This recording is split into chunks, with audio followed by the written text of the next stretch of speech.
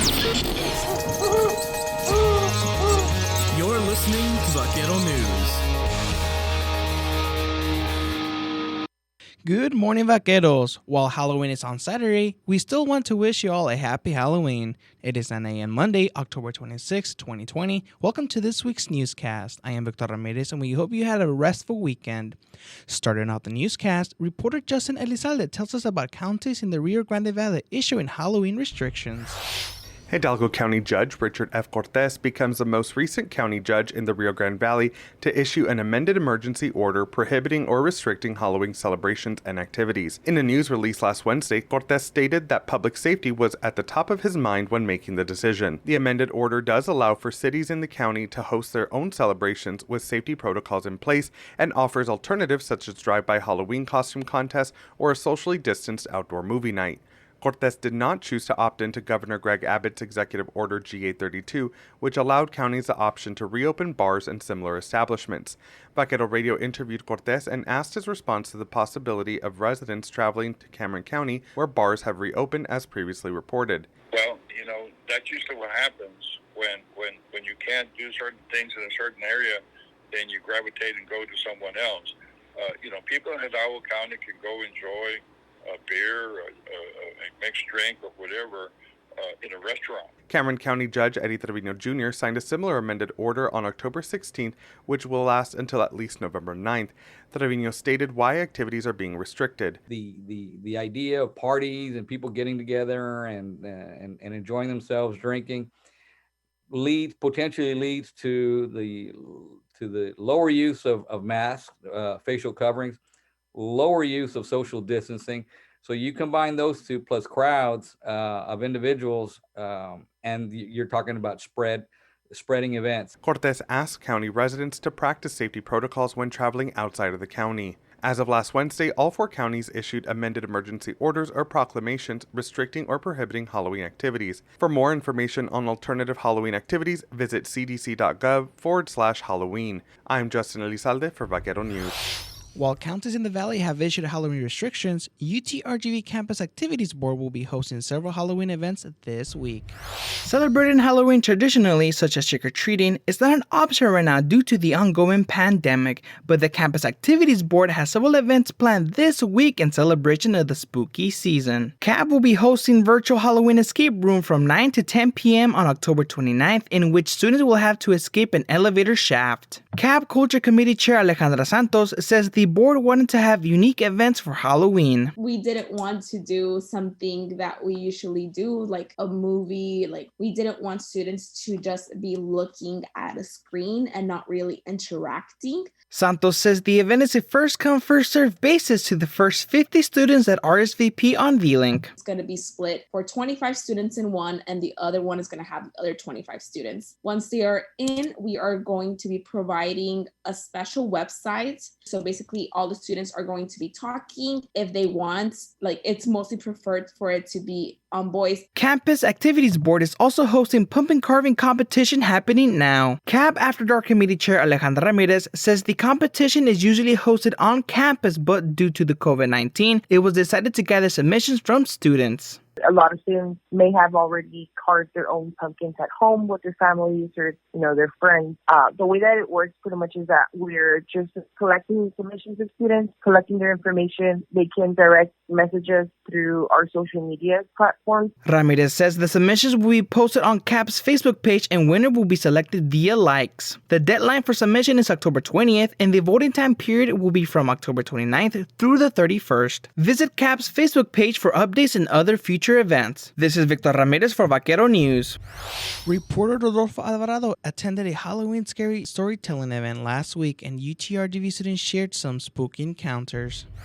It's the Halloween season, and the UTRGV Student Union has already begun the celebration by hosting the Scary Storytelling event, held last Wednesday via Zoom, and featured the different stories of students and staff who have experienced spooky happenings. Bilingual education junior Adriana Nava works at the Student Union and recounts her harrowing experience at work on the UTRGV Edinburgh campus. But we used to have a coworker, and we never spoke to her about any of the the paranormal things that would happen at the union. One day, she just saw like this little figure, and it was like a little girl in the back of her in one of the bathrooms. According to Nava, this isn't the first time a little girl is mentioned. In fact, the student union is supposedly haunted by her. Despite the acknowledgement of the student union hauntings, other spine-chilling accounts were told through the Zoom chat, such as the story of psychology junior Francisca Flores. Flores recalls that she was laying in her bed, getting ready to sleep, when all of a sudden, she heard a knock on her door. Flores decided to ignore them until suddenly, someone began pulling her blanket. She pulled the blanket back towards her and turned on her light, only to find no one there.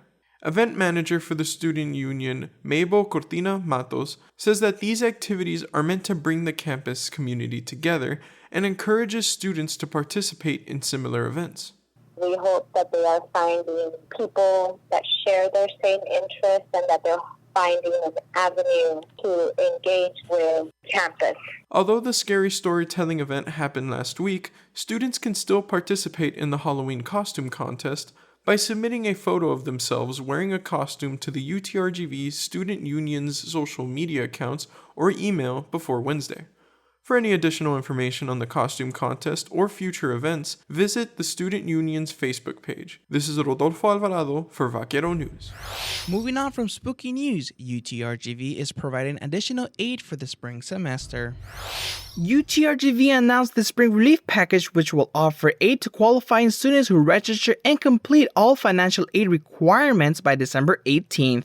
Associate Vice President for Strategic Enrollment Griselda Castilla explains why UTRGV decided to have the package. So we understand as an institution that our students continue to have financial challenges due to the coronavirus. So we went ahead and decided to offer some additional support for our spring semester. The Spring Relief Package includes $500 in cash grants for eligible undergraduates and graduates. Students will receive $250 before the spring 2021 semester begins and $250 after the 12th class day if the student is still enrolled in classes. Castilla says she encourages students who are eligible for the cash grant to complete the financial aid application. We will check before December 18th and identify any students that we see may be potentially eligible to do the FAFSA but have not done so, and we will reach out to them with an additional form as an option for them to complete, but preferably the completing the financial aid application is the fastest and safest way to determine eligibility. According to the Spring Relief Package's website, a financial aid application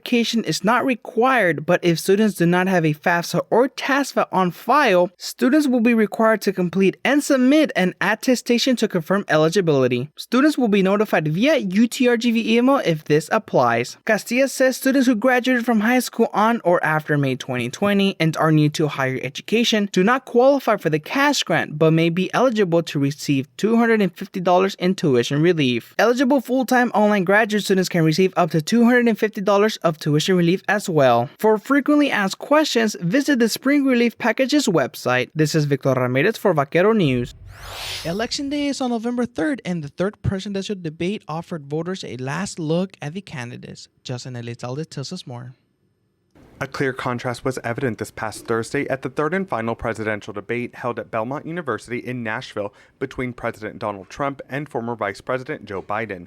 NBC White House correspondent Kristen Welker moderated the evening, covering topics such as the COVID-19 pandemic, American families, and climate change. One change to the debate was a decision to mute candidates' microphones. Welker explained that the commission would unmute microphones for the candidates 2 minutes and mute immediately once time had expired. At the end of both candidates' time, the microphones would be unmuted. On the topic of a timeline for a COVID-19 vaccine, Welker asked Trump if his timeline for a vaccine was a guarantee. Trump stated it was not, but a vaccine would come by the end of 2020.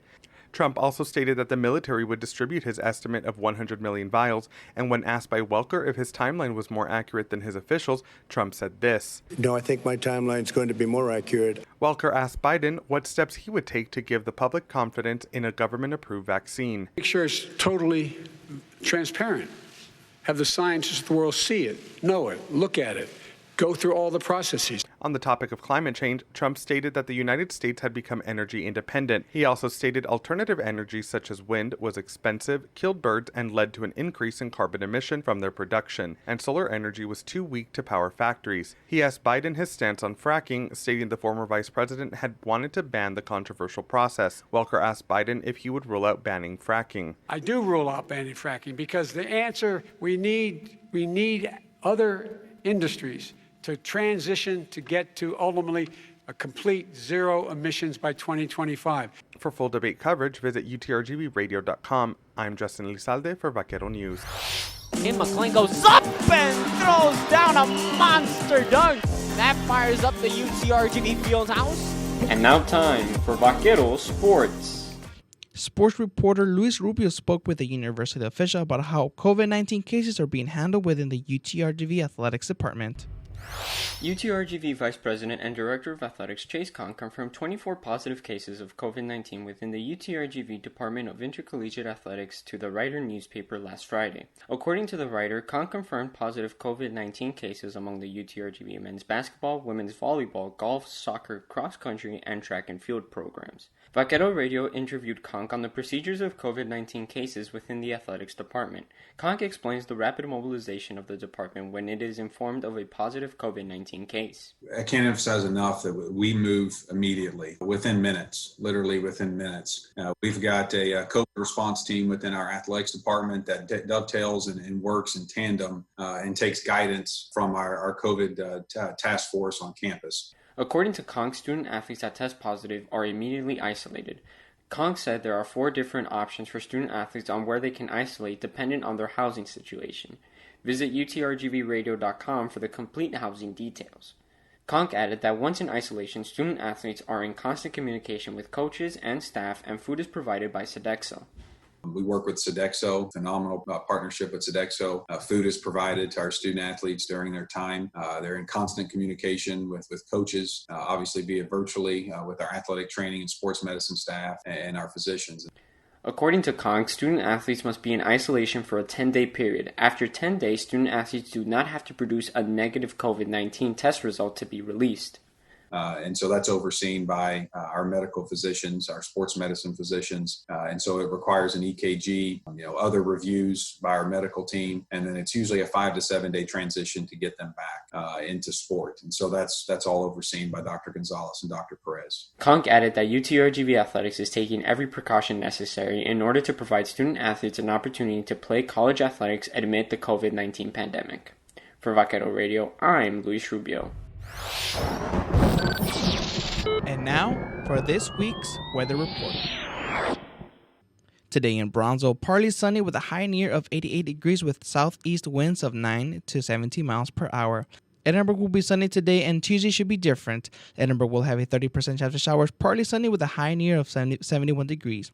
On Tuesday, Brownsville will also have a 30% chance of showers with a high near of 81 degrees.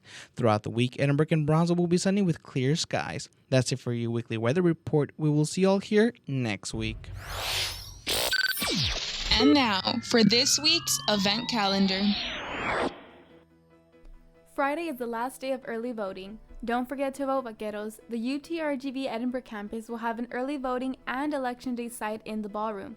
While the Brownsville campus will not have an early voting site, there will be one in close proximity at the Texas Southmost College Jacob Brown Auditorium.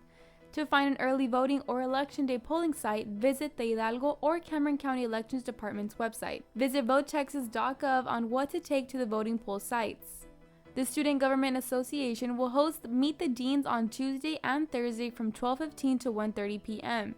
Meet the Deans is SGA's signature event that gives students the chance to virtually sit with their respected deans to discuss any questions, concerns, or ideas about their degrees, programs, and internship opportunities.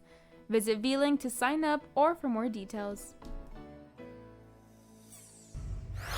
And that's it for today's newscast. If you have any story ideas, send us an email to radio@utrgv.edu. Vaquero Radio is also mobile with the Radio FX app available on Android and Apple. Also, follow us on our social media platforms and visit our website for updates and much more. Once again, Halloween is on Saturday. Stay safe and wear your mask, Vaqueros. We will see you next Monday at 9 a.m. here on Vaquero Radio. This has been Vaquero News.